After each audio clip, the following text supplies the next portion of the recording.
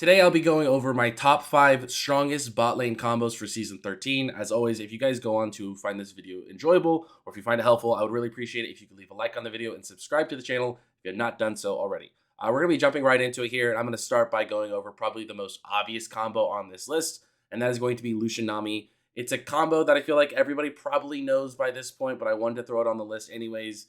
Just because of how strong it actually is. You're seeing it a lot in solo queue, you're seeing it a lot in pro play, and for those guys who don't understand why it is that this combo works so well, I'll go ahead and break it down for you. It kind of all boils down to Lucian's passive, which is Light Slinger.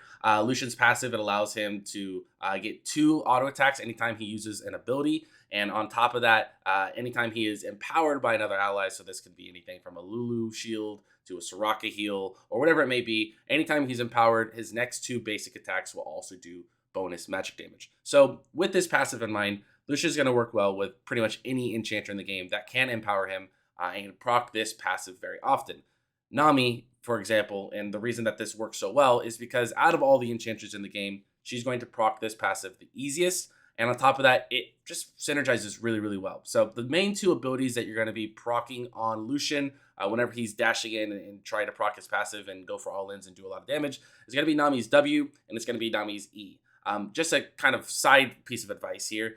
Nami's passive grants movement speed to allies anytime she hits them with any single one of her abilities. So you can also technically empower Lucian by hitting him with your Q or by having your tidal wave go through him when you're casting your ultimate. But that's not the main reason that we're playing Nami with Lucian. When Lucian's dashing in and doing a lot of damage, you don't want to be using your CC abilities on him instead of the enemies. But again, just a kind of cool piece of information. You can empower him with any ability because of your passive. Getting back to on topic here, though, your W and your E are going to be the 2 pieces or the 2 abilities that you're using more often than not on Lucian. And the reason that this synergizes super well is for a few reasons. The first of all, let's go down to Nami's W. Nami's W is not only going to provide some healing, but it's also going to do some damage to the enemy team as it's bouncing back and forth. So as Lucian's going forward, you can heal him up, making him a little bit more comfortable to engage in these fights, as well as dishing out some damage to the enemy team. So works really well for all-ins, keeping your ADC safer, while also dishing out damage to the enemy team. On top of that, you have your E, which I think probably synergizes better than any other ability in the game when it comes to proccing Lucian's passive. That's because he's not only auto-attacking twice, he's not only doing his own bonus magic damage from his passive, but with your E on top of him, he's proccing his that E really quickly. He's doing additional damage, and he's also getting slows off from Nami's E. So there's a lot of synergy here. Again, you can use any single ability from Nami to help empower Lucian, but the W and E are 2 abilities that just combo better with Lucian's passive than any other enchanter in the game, and that's why we've seen this combo be around for as long as it has been. So up next, I want to go over a combo that isn't nearly as popular as Lucian Nami. I feel like everybody by this point has experienced some kind of game with or against a Lucian Nami. Karma Ezreal, though, is a combo that is starting to surge a little bit more in popularity. I've been seeing it more often in pro play specifically, and I wanted to break down why this combo works so well. Personally, from my own experience playing the game, I've always hated playing alongside an Ezreal because I think he's just such a safe champion and he could be a bit boring to lane with or against. But when you pair him with Karma, it makes things a little bit more fun because they work together so well, and there's a few reasons for it. First of all, let's go back to my main point about Ezreal being a really safe champion. So yes, you can play Ezreal super safe. You can play super far back in the lane. You could just cast out your Q to last hit minions, and if you're ever in any danger, you can just E out. That is definitely one way you can play Ezreal, and a lot of people will play Ezreal that way. But when you pair him with Karma, you kind of open up new doors of opportunity, I guess, in a way, because Ezreal does have the ability to cast Qs from a distance and last hit minions, but you can also cast Qs from a long distance and hit the enemy and poke from afar and do a lot of damage and hopefully start pushing in waves and trading and look for an all-in eventually. And there's another champion that does that really well as well, and that's Karma. She sits back really far, she can cast Qs, do a lot of damage, push in waves, look for trades, and eventually look for an all-in. So I think these champions can be a little boring individually as far as just sitting back and chucking Qs and trying to dish out damage, but when you pair them together, it synergizes really well. So you can not only play safe and play far back, with Ezreal being able to last hit minions with his Q as well as dash away from danger. You can also play safe with Karma as far as just shielding, using your W to lock down stuns, using Qs for slow, stuff like that. But you also have the opportunity to play aggressive. Look for poke, look for all ins after poking them down, look to shove in waves, and look to take tower plates early. So I think these champions synergize really well together, despite them being kind of boring when played individually. Pair them together and they work really well together because they kind of accomplish the same thing. Now, if I had made this list in a previous season, I think Kog'Maw with Lulu definitely would have made the list at some point in time. But Kog'Maw Lulu is kind of not as relevant anymore,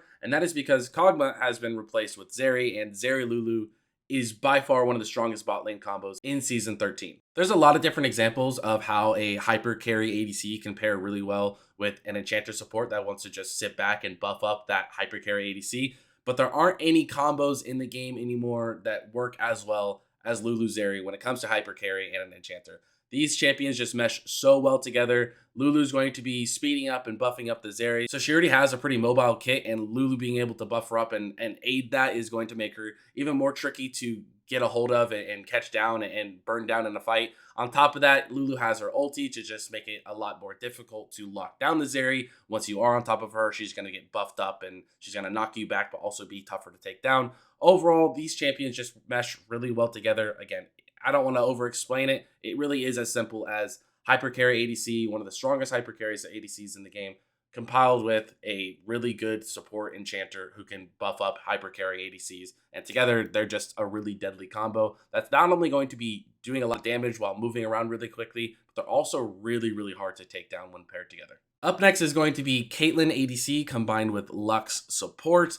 Lux support is actually a champion that I have not been a huge fan of over the past few years. I don't think Lux is really meant to be a support. I think she works much better in the mid lane, and that's just because she doesn't have a whole lot of peel to offer as a support. Yes, you have your binding, but if you miss that, what do you really have to offer? I guess just a slow from your E, as well as your small shield from your W. So in the past, I haven't really liked Lux as a support, and even now, I don't really like Lux as a support. But when you pair it with Caitlyn, it doesn't matter. You can toss all of those concerns out the window because these champions mesh so well together.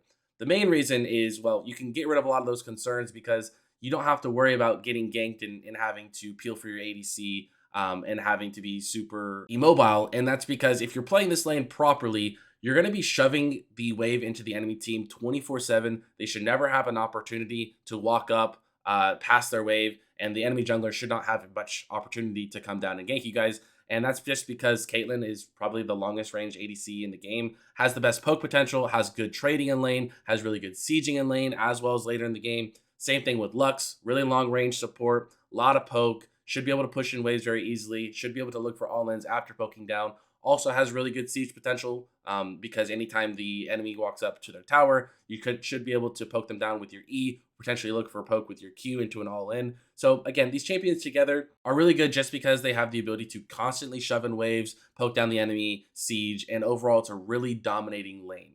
Not to mention the best part when it comes to pairing these two champions together, it makes for such easy all-in possibilities because all it takes is one Lux Q, and then obviously Lux already has a ton of damage coming out from her own full combo, Q into E into R with auto attacks mixed in to proc her passive. But on top of that, her Q, her snare is just long enough for any ADC that's playing Caitlyn to walk up, drop a trap, they're stunned for even longer. Caitlyn can then do her full combo, and you should be able to one-shot anybody once you have even half an item under your belt, as long as you land that Q followed up with the trap. So there's a lot of things going well for this combo. Not only the poke, not only the siege potential, not only the ability to push in waves constantly, not only the ability to push in waves and be able to avoid ganks as a result of it, but also the all-in potential with the Q into trap combo. So overall, Caitlyn Lux, really, really strong combo in Season 13. And the final combo that I'm going to go over in this list is one that for some reason I feel has kind of gotten forgotten about, which it doesn't really make sense because that's Xayah Rakan, two champions that came into the game together, the only two champions that have ever come into the game together, two champions that were intended to play together, two champions that have bonuses paired on their abilities only when they're playing with each other, whether it be the additional range that Rakan gets on his E, the ability to recall together, the bonus attack speed and damage that they get when Xayah uses their W. These champions just work really well together. For some reason, people seem to have forgotten about them, but I'm still, looking to play Rakan anytime I have a Xayah locked in on my team, and I hope the ADCs that I have on my team are looking to lock in Xayah anytime I play Rakan together. These champions are not as strong as they probably once were, especially on release, and maybe that's why people aren't playing them as much anymore. And I do understand that because they aren't as strong, people might be less likely to lock them in. But again, if you see one locked in, you might as well pair the other one with it. It's just going to put yourself in a much better situation. You're going to be able to accomplish a lot more by playing these champions together. They pair really well together. They have really good peel. They have really good all in. They have really good survivability. And overall, they just work really well together. And for as long as League of Legends remains a game, the two champions will continue to work really well together. All right, then, ladies and gentlemen, that is going to wrap up my top 5 bot lane combos for Season 13. Again, if you guys went on to enjoy this video or find it helpful, I would really appreciate it if you could leave a like on the video and subscribe if you have not done so already. That'll do it for me, though, and I will see you guys in the next one. Peace.